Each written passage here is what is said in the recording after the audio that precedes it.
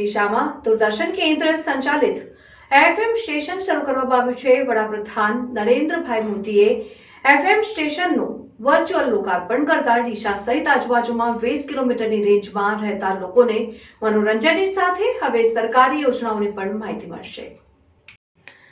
ડીસામાં દૂરદર્શન કેન્દ્ર સંચાલિત FM station શરૂ કરવામાં આવ્યું છે। વડાપ્રધાન નરેન્દ્ર મોદીએ એફએમ સ્ટેશનનું વર્ચ્યુઅલ લોકાર્પણ કરતા ડીસા સહિત આજુબાજુમાં 20 કિલોમીટરની રેન્જમાં રહેતા લોકોને મનોરંજનની સાથે હવે સરકારી યોજનાઓની પણ માહિતી મળશે।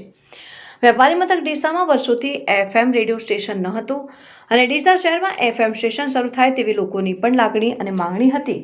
થરાદ અને આબુ રોડ ડીસાથી 60 કિલોમીટર દૂર હોવાને કારણે ત્યાંના એફએમનું કવરેજ પણ મળતું ન હતું, જેથી સ્થાનિક નેતાઓ અને લોકોની માંગણીને ધ્યાને લઈને સરકાર વિચારણા હેઠળ હતી અને આખરે ડીસા દૂરદર્શન કેન્દ્ર ખાતે 100 પોર્ટ એફએમ ટ્રાન્સમીટરની મંજૂરી આપતા આજે વર્ચ્યુઅલ લોકાર્પણ પીએમ નરેન્દ્ર મોદીજી દ્વારા કરવામાં આવ્યું।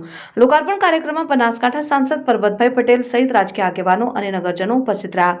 એફએમ કેન્દ્ર બાબતે દૂરદર્શન કેન્દ્ર અમદાવાદના આસિસ્ટન્ટ એન્જિનિયર હેમંતસિંહ ગરાસિયાએ જણાવ્યું કે દેશમાં 12 એફએમ સ્ટેશનનું આજે લોકાર્પણ થયેલ છે, જેમાં ડીસાનો પણ સમાવેશ થાય છે અને હાલ બનાસકાંઠામાં થરાદ બાદ ડીસા ખાતે શરૂ થઈ રહ્યું છે। જોકે આ સ્ટેશનથી લોકોને સરકારી યોજના સહિત અનેક જરૂરી અને અગત્યની માહિતીઓ મળશે અને ગામડાના લોકો પણ હરતા ફરતા માહિતી સાથે મનોરંજન મેળવી શકશે।